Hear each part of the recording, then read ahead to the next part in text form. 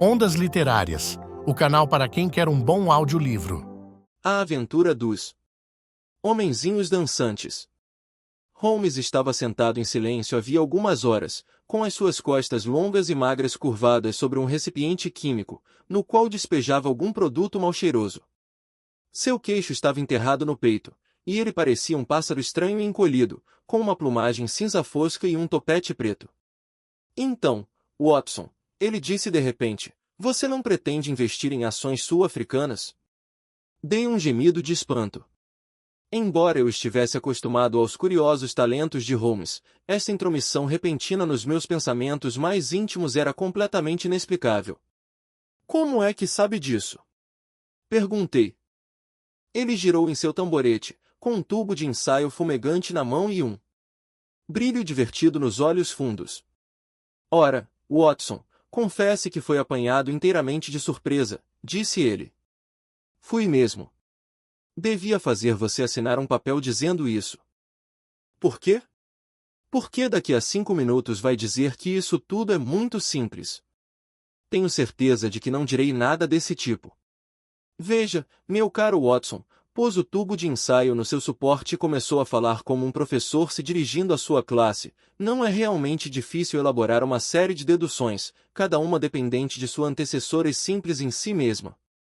Se, depois de fazer isso, simplesmente deitamos por terra todas as deduções centrais e apresentamos ao público o ponto de partida e a conclusão, podemos produzir efeitos espantosos, embora possivelmente falsos. Portanto, não foi realmente difícil, pela observação do sulco entre seu dedo indicador e o polegar esquerdos, perceber que você pretende investir seu pequeno capital nas minas de ouro. Não vejo nenhuma ligação. Provavelmente não, mas posso mostrar-lhe rapidamente uma ligação estreita. Aqui estão os elos que faltam nessa cadeia simples. 1. Você tinha giz entre seu dedo e o polegar esquerdos quando voltou do clube na noite passada. 2. Você passa giz aí quando joga bilhar, para fixar o taco. 3. Nunca joga bilhar, a não ser com Thurston. 4. Você me disse, 4 semanas atrás, que Thurston tinha uma opção sobre algumas propriedades na África do Sul que expiraria em 1 mês, e que ele queria dividi-la com você. 5. Seu talão de cheques está trancado na minha gaveta, e você não me pediu a chave. 6. Você não pensa em investir o seu dinheiro desta maneira. Como é absurdamente simples! Exclamei. De fato, disse ele, um pouco irritado. Todo o problema passa a ser infantil depois que é explicado a você. Aqui está um inexplicado. Veja o que pode fazer com isto, caro Watson. Atirou um pedaço de papel sobre a mesa, e virou-se de novo para sua análise química. Olhei com espanto para os hieróglifos absurdos que estavam no papel. Mas, Holmes, é um desenho de criança, exclamei. Oh, é o que pensa? O que mais poderia ser? Isso é o que o Sr. Hilton Cubitt, de Ridingthorpe Manor, Norfolk, está muito ansioso para saber. Este pequeno enigma veio pela primeira remessa e ele viria depois, no próximo trem. A campainha está tocando, Watson. Não me surpreenderia se fosse ele. Ouvimos passos pesados na escada e logo depois entrou um homem alto, corado e bem barbeado, cujos olhos claros e bochechas vermelhas indicavam uma vida passada bem longe da neblina de Baker Street. Parecia trazer junto com ele um sopro forte, fresco e revigorante do ar litorâneo quando entrou.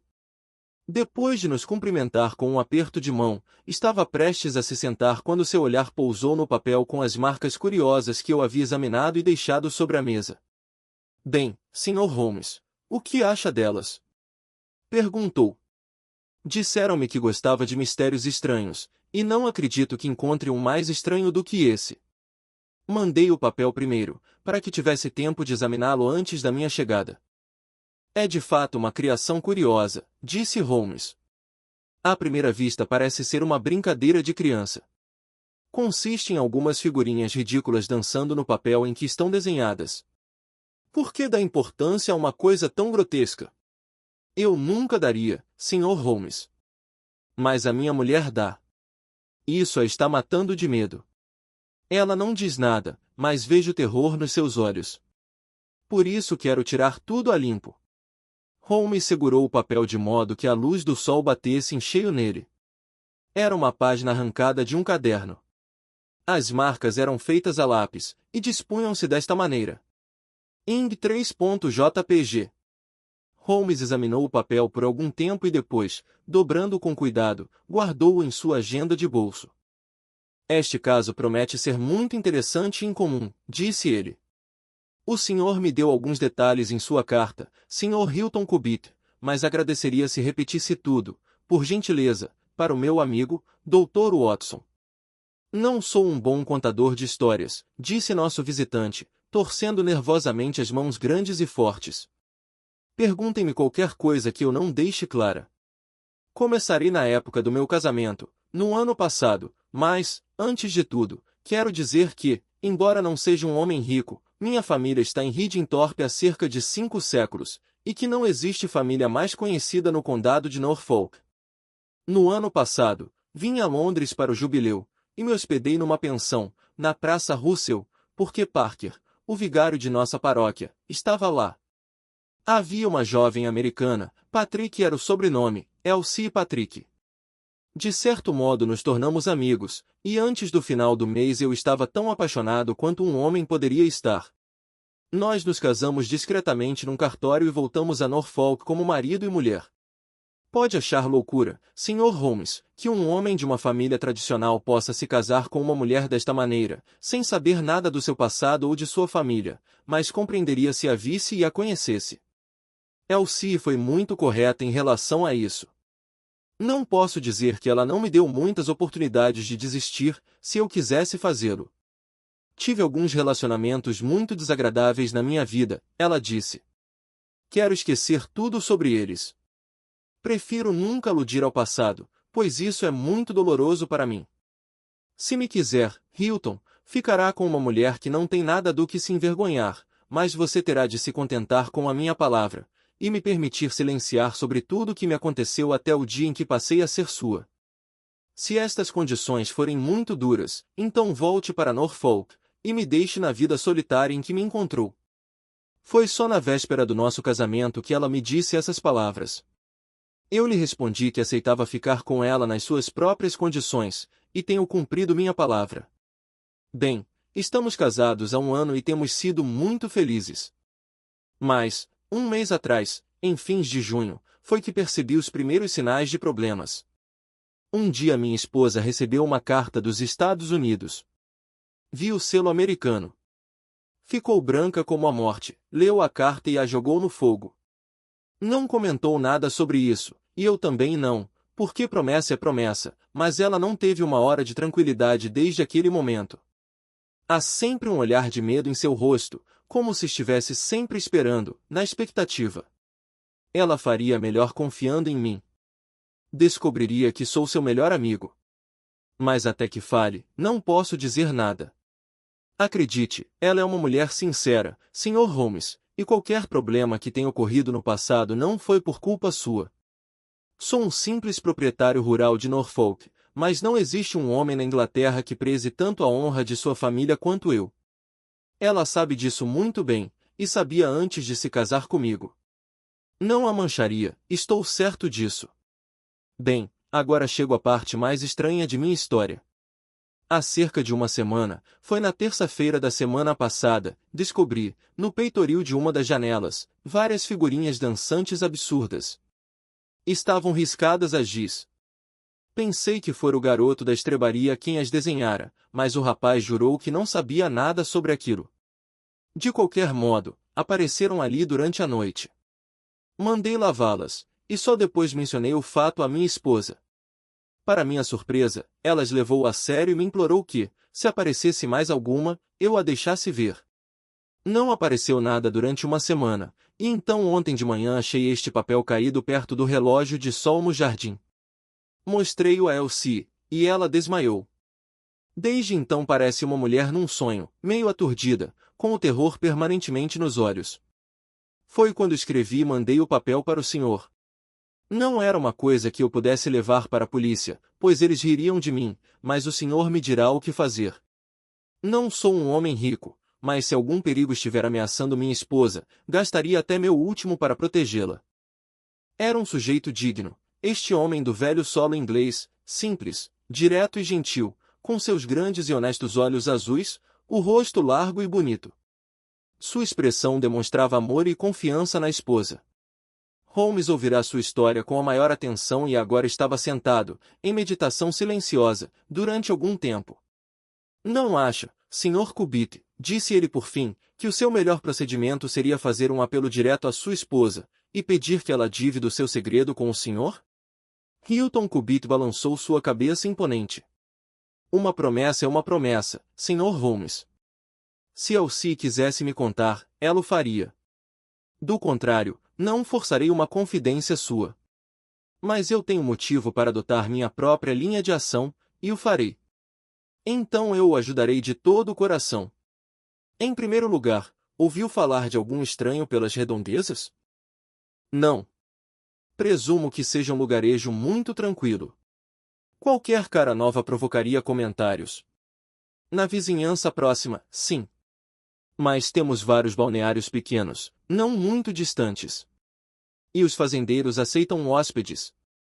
Estes hieróglifos certamente têm um significado. Se for um sentido puramente arbitrário, talvez nos seja impossível decifrá-lo. Se, por outro lado, for sistemático, não tenho dúvidas de que chegaremos ao fundo disto. Mas esta amostra específica é tão curta que não posso fazer nada, e os fatos que me trouxe são tão vagos que não tenho uma base para a investigação. Sugiro que volte a Norfolk, fique de olhos abertos, e faça uma cópia exata de qualquer figura dançante que apareça. É uma pena que não tenha uma reprodução daqueles que foram feitos a giz no peitoril da janela. Faça também uma investigação discreta sobre algum estranho na vizinhança. Quando tiver conseguido algum novo indício, venha aqui outra vez. É o melhor conselho que posso lhe dar, Sr. Hilton Cubitt. Se houver qualquer novo acontecimento urgente, estarei sempre pronto a sair e ir até sua casa em Norfolk. A entrevista deixou Sherlock Holmes muito pensativo, e várias vezes nos dias que se seguiram, eu o vi tirar do seu caderno aquele pedaço de papel e olhar longa e seriamente para as curiosas figuras desenhadas nele. Entretanto, não comentou nada sobre o caso até uma tarde, há mais ou menos 2 semanas. Eu estava saindo quando ele me chamou. Seria melhor você não sair, Watson. Por quê? Porque recebi um telegrama, esta manhã, de Hilton Cubitt. Lembra-se de Hilton Cubitt, dos homenzinhos dançantes? Ele vai chegar a Liverpool Street às 13h20h. Pode estar aqui a qualquer momento. Deduzi, pelo seu telegrama, que ocorreram alguns incidentes importantes. Não tivemos que esperar muito, pois o nosso proprietário rural de Norfolk veio tão depressa quanto podia um cabriolé. Parecia deprimido e preocupado, com os olhos cansados e a testa marcada. Esse negócio está me dando nos nervos, Sr. Holmes, disse ele, enquanto afundava numa poltrona como um homem exausto. É péssimo você sentir que está cercado por alguém invisível e desconhecido que está planejando alguma coisa, ainda por cima, quando sabe que isto está matando sua esposa aos poucos, e aí chega ao máximo que a carne e o sangue podem aguentar. Ela está se consumindo por causa disso, definhando diante dos meus olhos. Ela já disse alguma coisa? Não, Sr. Holmes, não disse. Mesmo assim houve vezes em que a pobre moça quis falar, mas não consegui convencê-la a dar esse passo arriscado. Tentei ajudá-la, mas confesso que o fiz de modo desajeitado, e a amedrontei. Falou de minha família antiga, de nossa reputação no condado e de nosso orgulho da honra imaculada, e sempre senti que estávamos chegando ao ponto, mas de algum modo nos desviávamos antes de chegar lá. Mas descobriu alguma coisa por conta própria? Muito, Sr. Holmes. Tenho uma grande quantidade de novos homenzinhos dançantes para o senhor examinar e, o que é mais importante, eu vi o sujeito. O que? O homem que os desenha? Sim, eu o vi trabalhando. Mas contarei tudo para o senhor pela ordem. Quando voltei de minha visita, a primeira coisa que vi na manhã seguinte foi uma nova safra de homenzinhos dançantes. Estavam desenhados na porta preta de madeira do galpão de ferramentas, que fica ao lado do jardim, dando diretamente para as janelas da frente. Peguei uma cópia exata, e aqui está. Desdobrou um papel e o deixou sobre a mesa. Eis a cópia dos hieróglifos. ING 4.png. Excelente! Exclamou Holmes. Excelente!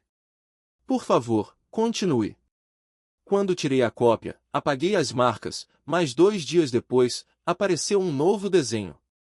Tenho uma cópia dele aqui. ING 5.png. Holmes esfregou as mãos, exultante. Nosso material está se acumulando rapidamente, disse ele. 3 dias depois uma mensagem escrita num papel foi deixada no relógio de sol, presa por uma pedra. Aqui está. Os caracteres são, como vê, iguais aos do último. Depois deste, resolvi ficar à espreita, então peguei meu revólver e me sentei no meu estúdio, de onde se avista o gramado e o jardim. Por volta das 2 horas, eu estava sentado à janela, tudo escuro, com exceção do luar lá fora, quando ouvi passos atrás de mim, e apareceu minha esposa de roupão. Ela me implorou que fosse para a cama. Disse-lhe francamente que queria ver quem estava fazendo essas brincadeiras absurdas conosco. Ela respondeu que era algum trote sem sentido, e que eu não devia dar importância. Se isso irrita tanto, Hilton, podíamos viajar, você e eu, e assim evitar este aborrecimento. O que, ser posto para fora de minha própria casa por um engraçadinho, eu disse. Mas todo o condado iria rir de nós. Ora, venha para a cama, disse ela, e falaremos sobre isso de manhã. De repente, enquanto falava, vi seu rosto ficar mais branco que o luar e suas mãos se crisparam no meu ombro. Algo se movera na sombra do galpão de ferramentas. Vi uma figura escura, furtiva, que se arrastou e agachou em frente à porta. Segurando minha arma, eu ia sair correndo quando minha esposa jogou seus braços em torno de mim e me segurou com muita força. Tentei me desvencilhar dela, mas se agarrou a mim desesperadamente.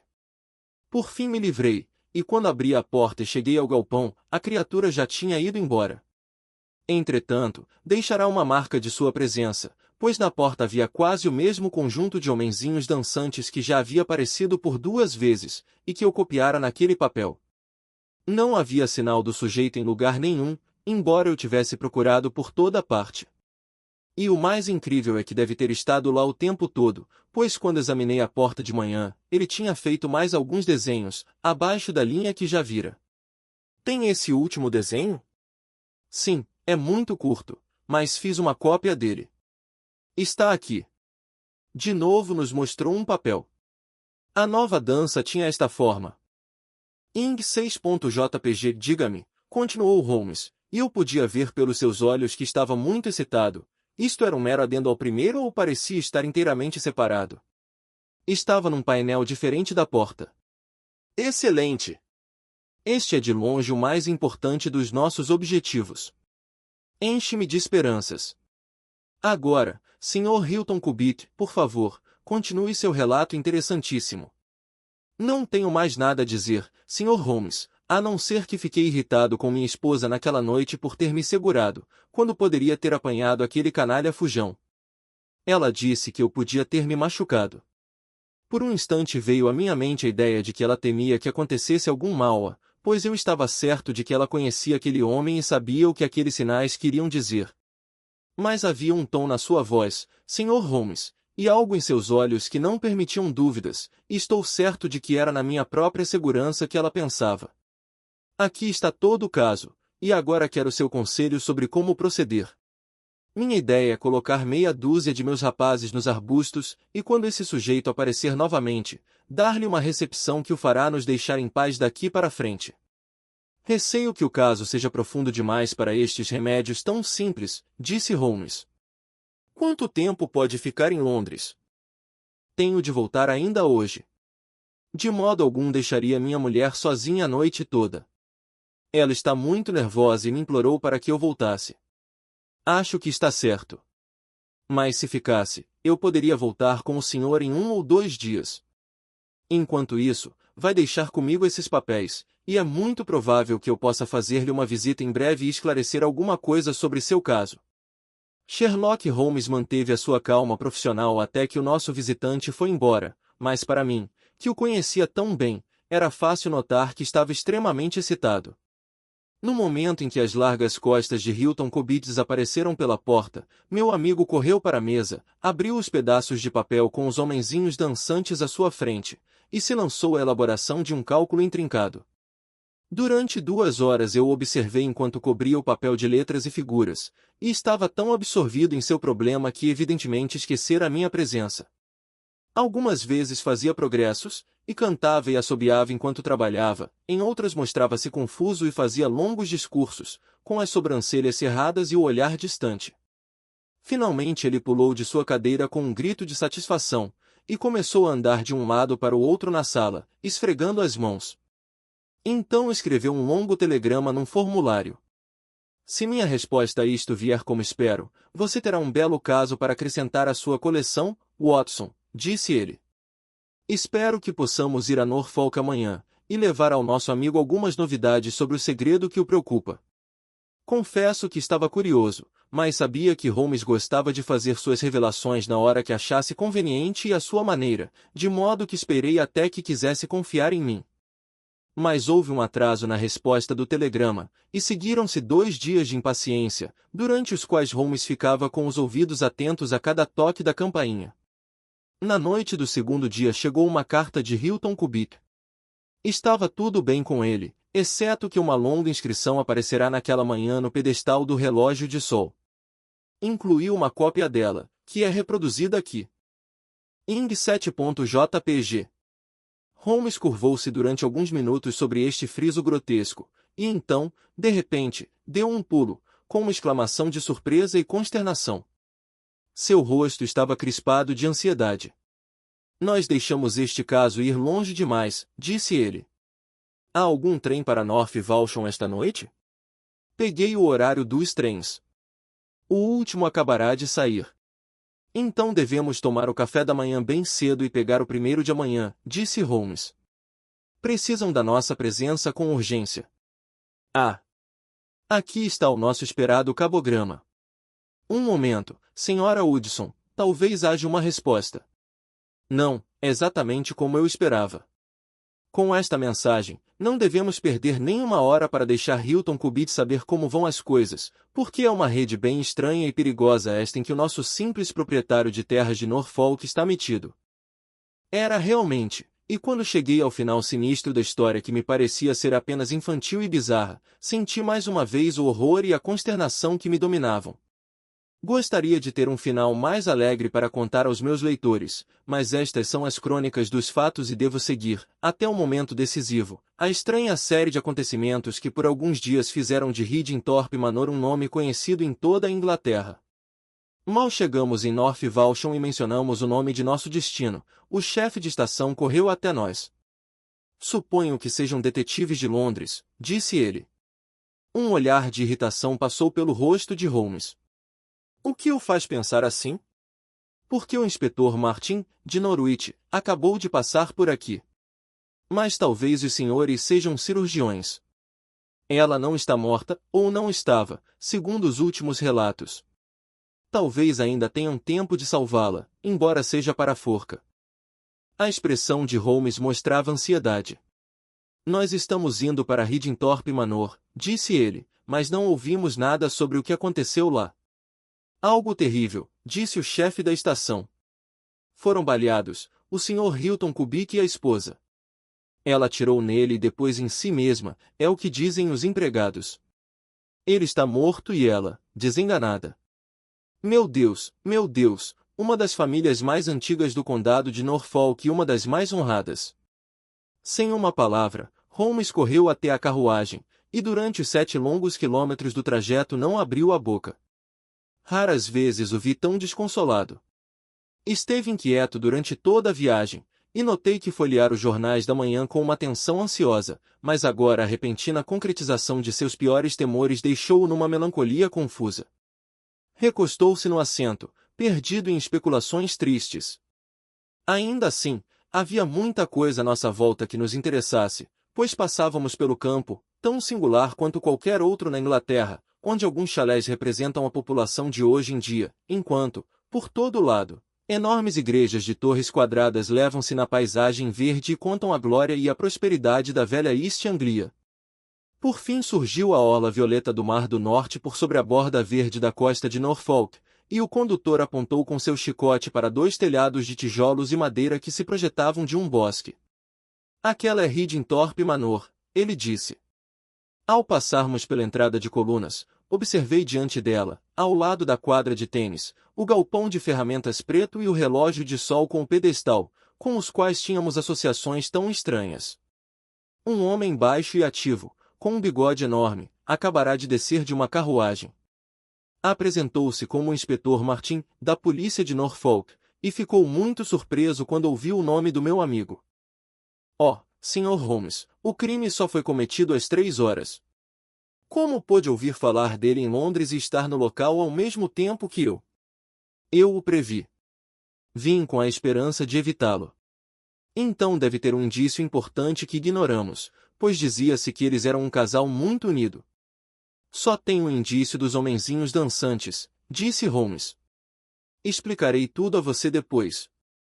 Enquanto isso, já que é tarde demais para evitar a tragédia, estou ansioso para usar o conhecimento que possuo, a fim de que a justiça seja feita. Vai me incluir na sua investigação ou prefere que eu haja de modo independente? Ficaria orgulhoso de saber que estamos trabalhando juntos, Sr. Holmes, disse o inspetor com sinceridade. Nesse caso, gostaria de ouvir os depoimentos e examinar o local sem demora. O inspetor Martin teve o bom senso de deixar meu amigo fazer as coisas a seu modo, contentando-se em anotar cuidadosamente os resultados. O cirurgião local, um homem idoso, de cabelos brancos, acabará de vir do quarto da Sra. Hilton Cubitt, e nos informou que seus ferimentos eram graves mas não necessariamente fatais. A bala atravessara a região frontal do cérebro, e ela provavelmente levaria algum tempo até recobrar a consciência. Quanto a saber se ela fora baleada ou atirar em si mesma, ele não se arriscava a dar nenhuma opinião definitiva. Certamente a bala fora disparada de muito perto. Encontramos uma única pistola no quarto, da qual 2 cartuchos tinham sido esvaziados. O Sr. Hilton Cubitt fora atingido no coração. Também era possível que tivesse atirado nela e depois em si mesmo, ou que ela fora criminosa, pois o revólver estava no chão, entre os dois. Ele foi retirado? Perguntou Holmes. Não retiramos nada, a não ser a senhora. Não podíamos deixá-la caída no chão, ferida. Há quanto tempo está aqui, doutor? Desde as 4 horas. Mais alguém? Sim, o guarda aqui. E tocou em alguma coisa? Nada. Agiu com muita discrição. Quem o chamou? A criada, Saunders. Foi ela quem deu o alarme? Ela e a Sra. King, a cozinheira. Onde estão agora? Na cozinha, eu acho. Pois então é melhor ouvir logo a história delas. O velho saguão, com painéis de carvalho e janelas altas, fora transformado em corte de investigação. Holmes sentou-se numa cadeira grande e antiga, seus olhos inexoráveis brilhando no rosto ansioso. Podia ler neles o firme propósito de dedicar sua vida a esta questão, até que o cliente, que ele não conseguirá salvar, fosse vingado. O elegante inspetor Martin, o velho médico do campo, de cabelos brancos, eu e um robusto policial da vila completávamos aquele grupo estranho. As 2 mulheres contaram sua história de modo bem claro. Foram acordadas pelo som de uma explosão, seguido por outro, 1 minuto depois. Desceram juntas a escada. A porta do estúdio estava aberta e uma vela estava acesa sobre a mesa. O patrão estava caído no centro do quarto, com o rosto para o chão. Estava morto. Perto da janela sua esposa estava agachada, com a cabeça apoiada na parede. Estava horrivelmente ferida, com o lado do rosto vermelho de sangue. Respirava pesadamente, mas não era capaz de dizer nada. O corredor, bem como o quarto, estava cheio de fumaça e com cheiro de pólvora. Certamente a janela ficará fechada e trancada por dentro. As 2 mulheres eram positivas sobre este ponto. Imediatamente foram chamar o médico e o policial. Depois, com a ajuda do criado e do rapaz da estrebaria, levaram a patroa ferida para o quarto. Ela e o marido tinham usado a cama. Ela estava vestida, ele estava com um roupão sobre o pijama. Nada fora mexido no estúdio. Até onde sabiam, Nunca houve uma discussão entre marido e mulher. Sempre os consideraram um casal muito unido. Estes eram os pontos principais do depoimento das empregadas. Em resposta ao inspetor Martin, afirmaram que todas as portas estavam trancadas por dentro e que ninguém poderia ter fugido da casa. Em resposta a Holmes, ambas se recordaram do cheiro da pólvora, desde o momento em que saíram de seus quartos, no último andar. Recomendo a sua atenção especial para este fato, disse Holmes ao seu colega de profissão. E agora acho que estamos em condições de fazer um exame completo no quarto. O estúdio mostrou ser um aposento pequeno, repleto de livros em 3 lados, e com uma escrivaninha de frente para uma janela comum, que dava para o jardim. Demos atenção primeiro ao corpo do infeliz proprietário de terras, que estava estendido no chão do quarto. Sua roupa desarrumada mostrava que tinha sido acordado repentinamente. A bala fora disparada contra ele de frente e permanecerá em seu corpo depois de penetrar no coração. Sua morte certamente foi instantânea e indolor.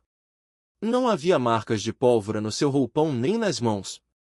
De acordo com o médico, a mulher tinha manchas no rosto, mas nenhuma na mão.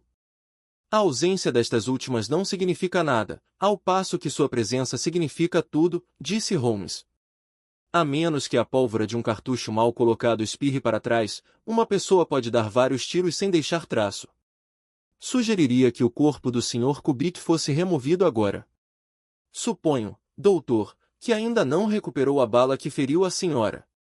Será necessária uma operação difícil para que isso possa ser feito. Mas ainda há 4 cartuchos no revólver.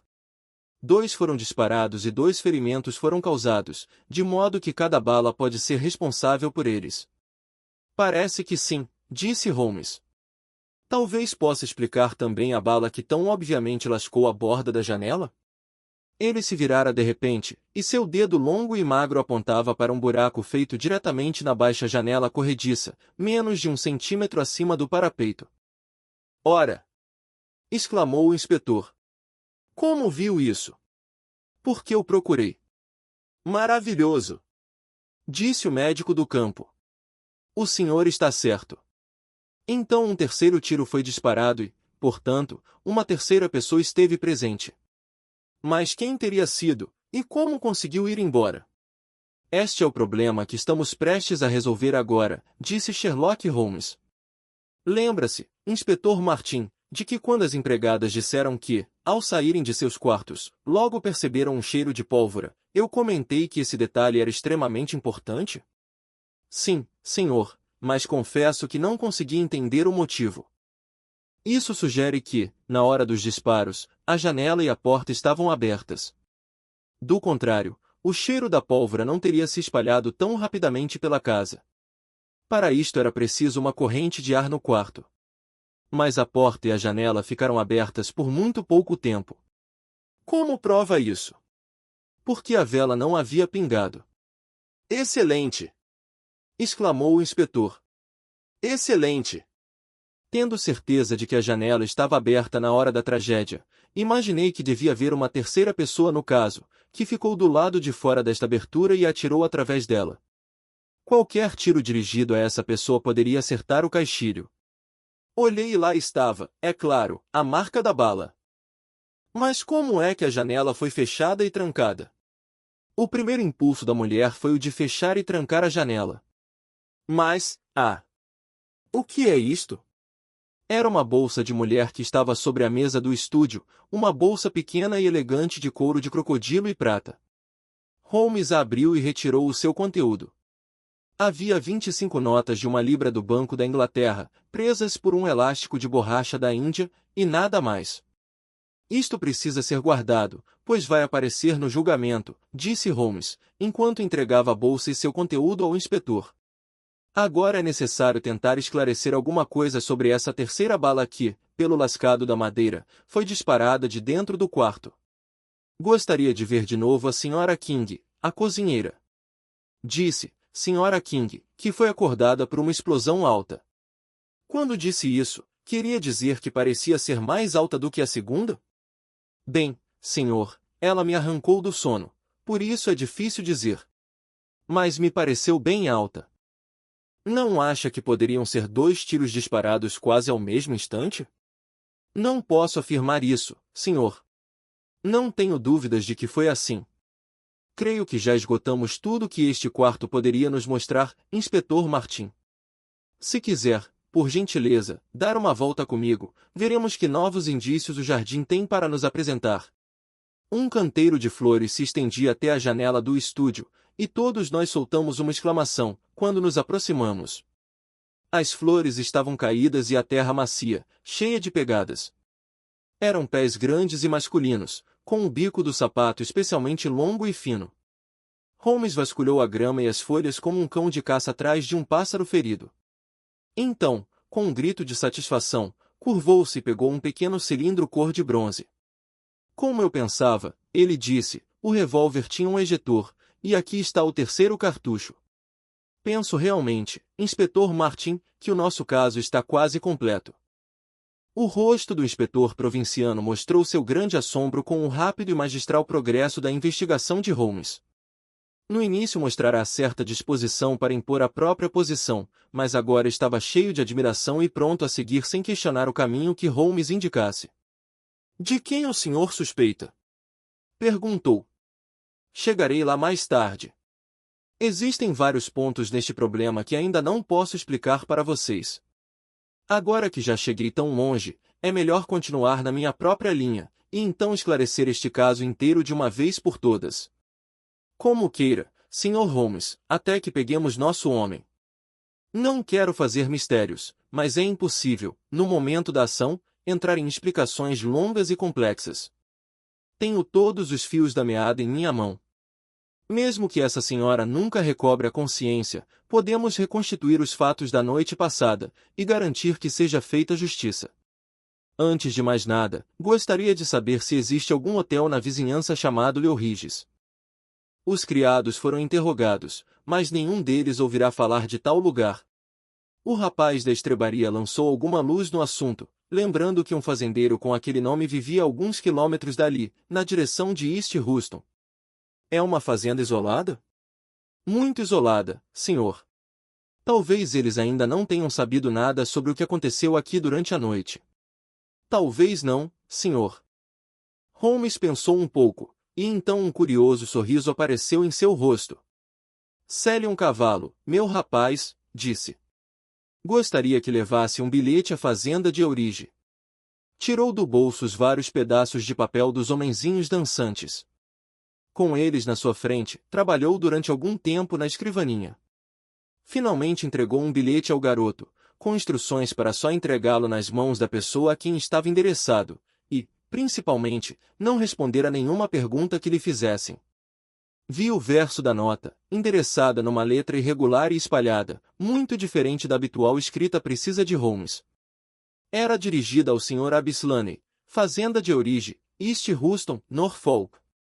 Creio, inspetor, observou Holmes, que seria bom telegrafar para pedir uma escolta, porque talvez tenha um prisioneiro particularmente perigoso para levar à cadeia do condado. Certamente o rapaz que vai levar esta nota chegará antes do seu telegrama. Se houver algum trem à tarde para a cidade, Watson, acho melhor pegá-lo, pois tem uma análise química interessante para acabar, e essa investigação está caminhando rapidamente para um desfecho. Quando o jovem foi despachado com a nota, Sherlock Holmes deu suas instruções aos empregados. Se aparecesse alguma visita procurando pela Sra. Hilton Cubitt, nenhuma informação deveria ser lhe dada a respeito de sua situação, e ela deveria ser conduzida imediatamente à sala de visitas. Enfatizou estes pontos com a maior seriedade. Por fim, dirigiu-se à sala de visitas, com a observação de que agora o negócio estava fora de nossas mãos, e que devíamos passar o tempo o melhor que pudéssemos até conseguirmos ver o que nos estava reservado. O doutor tinha ido cuidar dos seus outros pacientes, e só o inspetor e eu ficamos. Creio que posso ajudá-los a passar uma hora de modo interessante e proveitoso, disse Holmes, puxando sua cadeira até a mesa, e espalhando à sua frente os vários papéis nos quais estavam desenhados os grotescos homenzinhos dançantes. Quanto a você, amigo Watson, devo-lhe uma compensação por ter deixado sua curiosidade natural insatisfeita por tanto tempo. Ao senhor, inspetor, todo o incidente deve tê-lo interessado como um notável estudo profissional.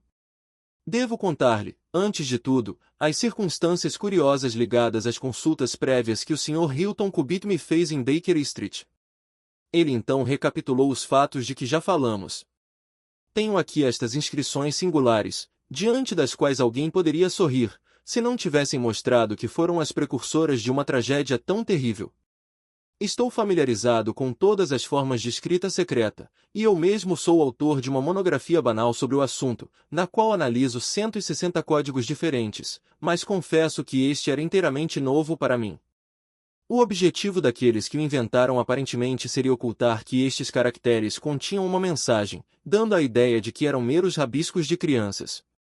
Entretanto, tendo reconhecido que os símbolos representavam letras, e tendo aplicado as regras que servem para qualquer forma de escrita secreta, a solução ficou bem fácil. A primeira mensagem entregue a mim era tão curta que era impossível fazer algo mais do que dizer, com alguma certeza, que o símbolo representava o I. Como sabem, o I é a letra mais comum no alfabeto inglês, e predomina de modo tão notável, que mesmo numa sentença curta podemos esperar encontrá-la com muita frequência. Dos 15 símbolos da primeira mensagem, 4 eram os mesmos, portanto seria razoável apontá-los como I. É verdade que em alguns casos a figura segurava uma bandeira e em outros não, mas era provável, pela maneira como as bandeiras estavam distribuídas, que eram usadas para dividir as palavras da frase. Aceitei isso como uma hipótese, e anotei que era representado por. Mas agora vinha a verdadeira dificuldade da pesquisa. A ordem das letras inglesas depois do I não é bem demarcada, e qualquer preponderância que possa ser mostrada na média de uma folha impressa pode ser revertida numa única frase pequena. De modo aproximado, T, A, O, I, N, S, H, R, D e L são a ordem numérica em que as letras ocorrem, mas T, A, U e I aparecem com frequência quase igual uma da outra, e seria um trabalho infindável tentar cada combinação, até chegar a um sentido. Portanto, esperei por novo material. Na minha segunda entrevista com o Sr. Hilton Cubitt, ele me deu 2 outras frases curtas e uma mensagem, que parecia, já que não havia bandeiras, ser uma única palavra. Aqui estão os símbolos. Agora, na palavra única, consegui 2, vindo em segundo e quarto lugares num total de 5 letras. Podia ser, ou asterisco. Não há dúvida de que a última, em resposta a um apelo, é a mais provável, e as circunstâncias a apontavam como sendo uma resposta escrita pela senhora. Aceitando isso como correto, podemos dizer agora que os símbolos representam respectivamente N, V e R. Mesmo assim eu estava numa grande dificuldade, mas uma ideia feliz deu-me várias outras letras. Ocorreu-me que se esses apelos vinham, como esperava, de alguém íntimo da senhora em sua vida passada, uma combinação que contivesse 2 E, com 3 letras entre eles, podia muito bem ser o nome Elsie. Num exame, descobri que esta combinação formava o final da mensagem, que se repetia 3 vezes. Devia ser algum apelo a Elsie. Desta maneira consegui meus L, S e I. Mas que apelo seria esse? Só havia 4 letras na palavra que precedia Elsie e terminava em E. Certamente a palavra seria asterisco asterisco. Tentei todas as outras 4 letras, terminando em E, mas não consegui encontrar nenhuma que se encaixasse no caso. De modo que agora eu tinha C, O e M, e estava em condições de atacar mais uma vez a primeira mensagem, dividindo-a em palavras e colocando pontos para cada símbolo ainda desconhecido. Fiz isso, e saiu desta maneira. M, I R, I S L, N I. Agora, a primeira letra só será, o que é uma descoberta muito útil, já que aparece não menos do que 3 vezes nesta frase curta, e o H também é evidente na segunda palavra. Agora ficou assim. Enhirai Slane. Ou, preenchendo os espaços óbvios do nome. Enhirab Slane asterisco asterisco asterisco. Tinha tantas letras agora que podia continuar com bastante confiança na segunda mensagem, que ficou desta forma. A. Euri. ES. Aqui só podia fazer sentido colocando T e G no lugar das letras que faltavam, e supondo que o nome era o de uma casa ou hotel em que estava o autor da mensagem. O inspetor Martin e eu ouvimos com o maior interesse o relato completo e claro de como meu amigo obteve os resultados que nos levaram a superar completamente nossas dificuldades. O que fez então, senhor? Perguntou o inspetor. Tinha motivo para supor que este Abislane era americano, porque AB é uma contração americana e uma carta dos Estados Unidos é que foi o ponto de partida de todo o problema. Também tinha motivos para pensar que havia algum segredo criminoso no assunto. As alusões da senhora sobre o seu passado e sua recusa em confiar no marido apontavam nessa direção. De modo que passei um cabograma ao meu amigo Wilson Hargreave, do Departamento de Polícia de Nova York, que mais de uma vez recorreu aos meus conhecimentos do crime de Londres. Perguntei a ele se conhecia o nome Abislane. Aqui está a resposta: o bandido mais perigoso de Chicago. Na mesma noite em que recebi esta resposta, Hilton Cubitt me mandou a última mensagem de Slane. Trabalhando com as letras conhecidas, ela ficou com esta forma: Elsie. Re. Artomite THY-Go. O acréscimo de um P e um D completaram a mensagem asterisco que me mostrou que o patife estava passando da persuasão às ameaças, e o meu conhecimento a respeito dos bandidos de Chicago fez com que eu achasse que ele transformaria rapidamente suas palavras em ação. Vim imediatamente para Norfolk com o meu amigo e colega, Dr. Watson, mas, infelizmente, apenas a tempo de descobrir que o pior já tinha acontecido. É um privilégio trabalhar junto com o senhor em um caso, disse o inspetor com entusiasmo. Porém, vai me desculpar se lhe falar francamente. O senhor só precisa dar respostas a si mesmo, mas eu tenho de prestar contas aos meus superiores. Se este Abislane, que mora em Eurige, é de fato o assassino, e se ele escapou enquanto estou sentado aqui, eu certamente terei sérios problemas.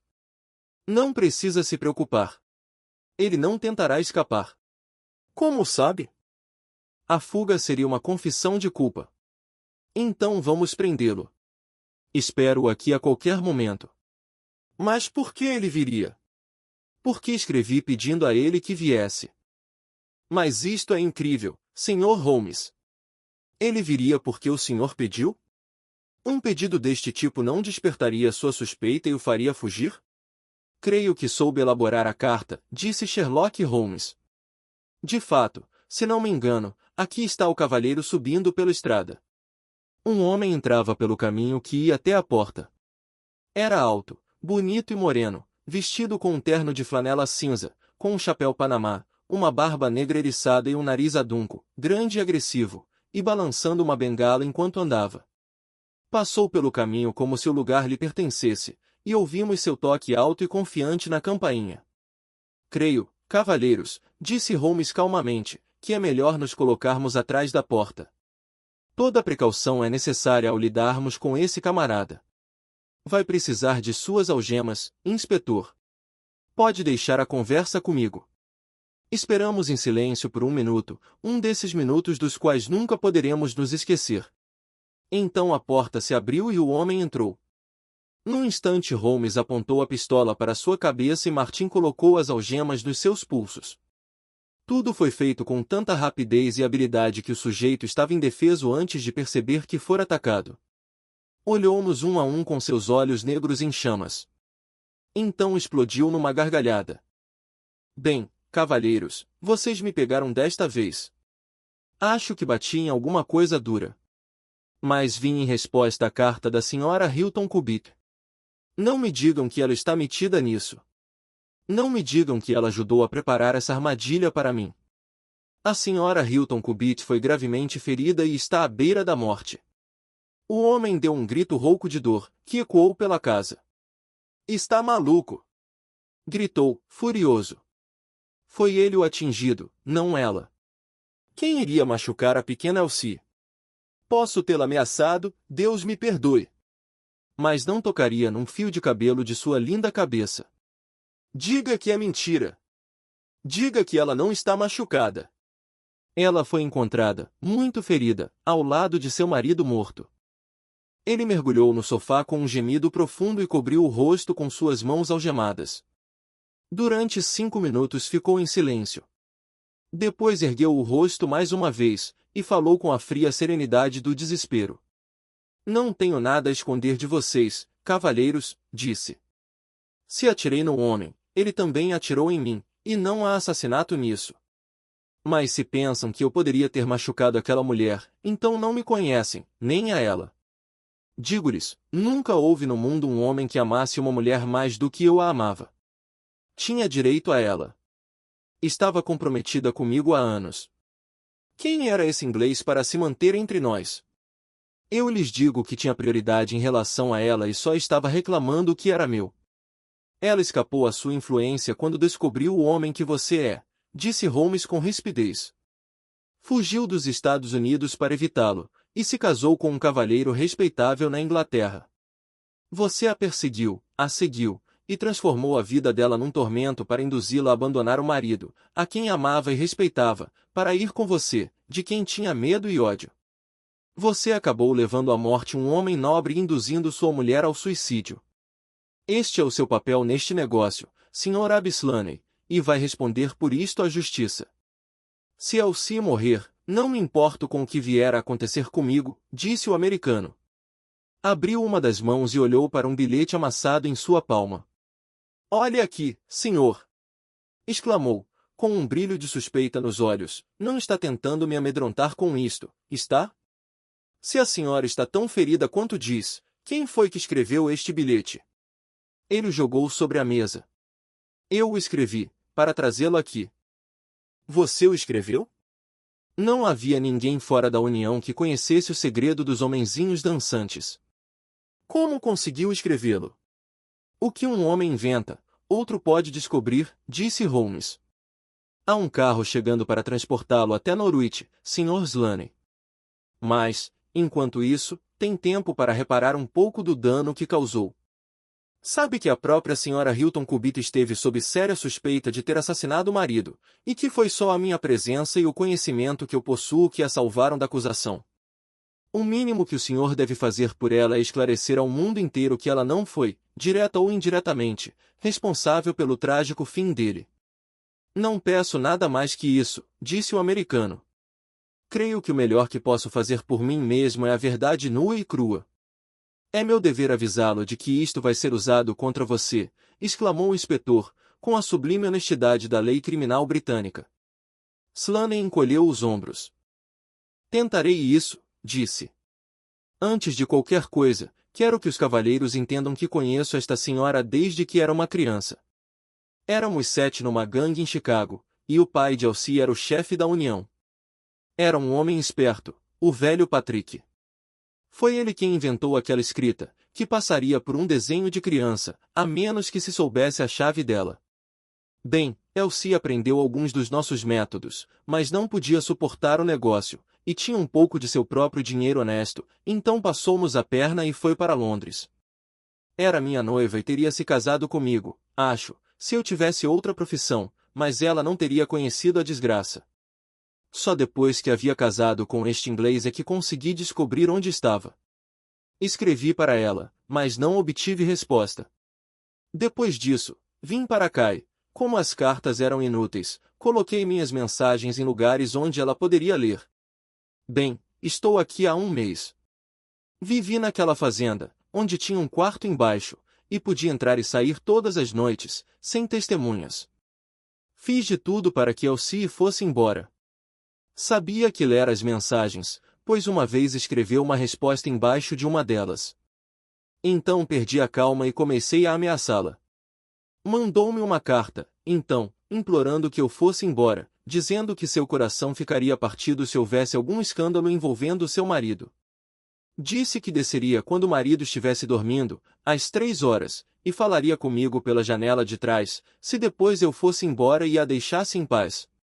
Ela veio e trouxe dinheiro, tentando me convencer a ir embora.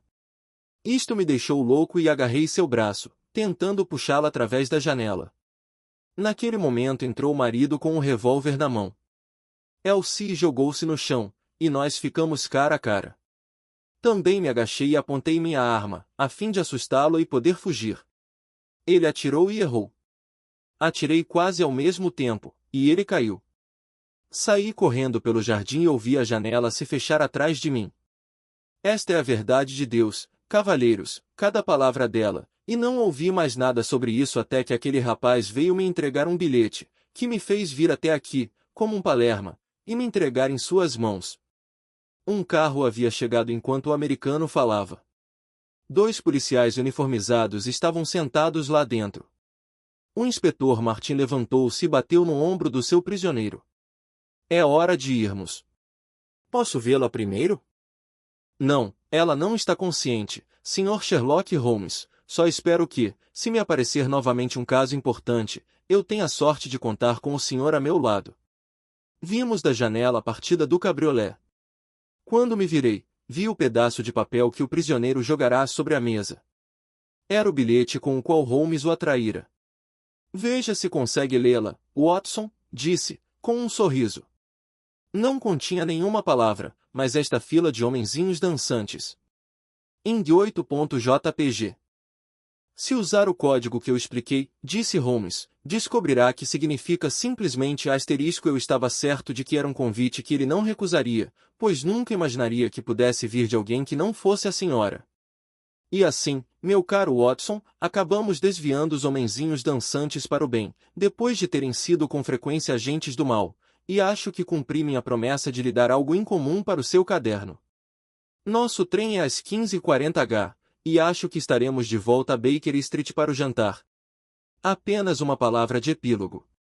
O americano, Abbas Laney, foi condenado à morte numa sessão de inverno do Tribunal Superior, em Norwich, mas sua pena foi transformada em trabalhos forçados em consideração às circunstâncias atenuantes e a certeza de que Hilton Cubitt atirou primeiro. Da senhora Hilton Cubitt só sei que se recuperou completamente, e que ainda permanece viúva, dedicando sua vida a cuidar dos pobres e administrando as propriedades do marido. Obrigado por assistir. Se esse conteúdo lhe foi útil, deixe um like, se inscreva no canal e que Deus te abençoe.